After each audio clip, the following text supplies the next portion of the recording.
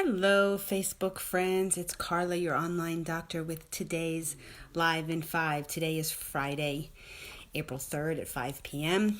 So we've been talking about all the dangerous ingredients in Lysol, Clorox, the cleaning wipes out there, and Purell, and why you shouldn't be using them. So if you missed any of them, go back to last Friday and you will see all the information, or if you want me to tag you in them, I can certainly do that as well.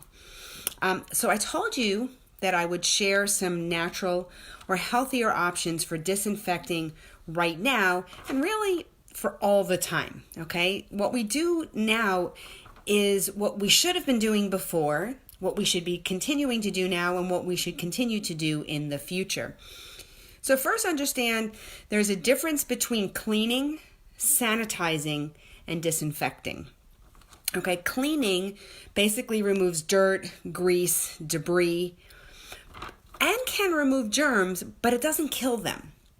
Okay, sanitizing actually just reduces the number of germs on a surface to an acceptable level to reduce the risk of spreading infection, which is why whenever you use hand sanitizer, it is a temporary measure until you can wash your hands. I'm not saying it's not good. It's very good, and you should be doing it all the time.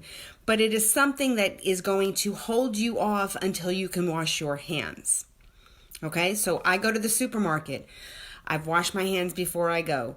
I get to the supermarket. I sanitize and spray my cart with a certain cleaner that I use, a spray. Then every time I open a cabinet, if I open up a freezer section or whatever, I use my hand sanitizer, okay? Then I use my hand sanitizer after I've put the bags in my car. I use the hand sanitizer when I get in the car. I come home, I unpack the groceries, and then I wash my hands with soap and water, okay? So understand that. So cleaning removes dirt, grease, and debris, and removes germs, doesn't kill them. Sanitizing reduces the number of germs on a surface, but doesn't kill all of them.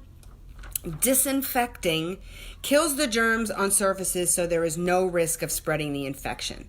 That is your ultimate goal, is to disinfect, okay? Now, picking a natural disinfectant to kill germs in your home will help keep you healthy without all the nasty, harsh chemicals in the other products that we've talked about. So first, remember what I said a minute ago. You must clean before you disinfect. Unless you happen to have a disinfecting cleaner, which does it all together, you're basically, if you just clean, the dirt could be on top of the germs underneath, okay? So cleaning doesn't necessarily disinfect, and sanitizing doesn't necessarily mean that you clean. Okay, so remember, you have to do both. Okay, so a key point though with any of these things, even with those bad chemicals we talked about, is something called dwell time. How long a product needs to stay in contact with the surface to actually disinfect, okay, and kill the germs. Most disinfectants have a dwell time of 2 to 5 minutes. That means you need to leave the product on the surface for that amount of time before you wipe it away and rinse it.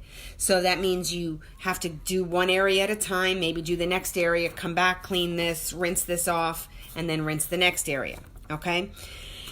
Disinfect high contact areas. You don't have to disinfect your entire house. So you want to disinfect areas like door handles, light switches, handrails, faucets, toilet handles and seats, cabinet handles, telephones, remote controls, the steering wheel in your car, and the door handles of your car. That's just to name a few. Any other things that you guys use and touch all the time, those need to be disinfected. Okay, so let's talk about some natural disinfectants. This is not going to cover all of them, but these are probably the most common, and we're going to talk more next week about DIYs and certain things that I particularly use. But if you want to start now, you may have some of these things at home. Remember, you have to let these things sit for 2 to 5 minutes, and then you need to rinse them off thoroughly. Okay, you also need to clean before. So number one is alcohol.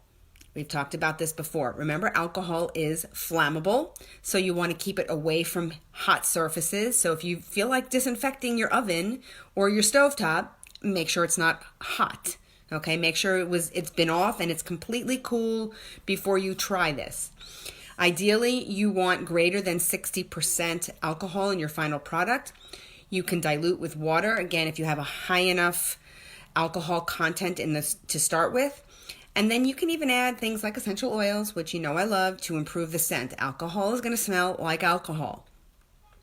You can, if you spot check this first, but you can also make a spray bottle and you can spray sofas, curtains, rugs, all kinds of things to disinfect. And those sprays stay on there and will kill the germs as they sit there. Okay. Number 2 is borax. Borax is also called sodium borate. It's a natural white powder mined from the earth and is very strong, so you have to be careful. It's not, just because these things are natural doesn't mean that they're benign in and of themselves. They're not harsh on your body, but it's a strong ingredient.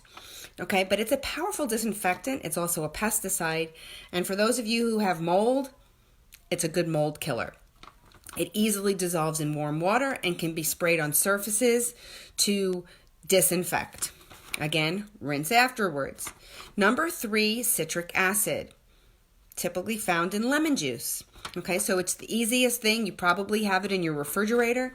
It can be added to borax or even to vinegar to disinfect very well.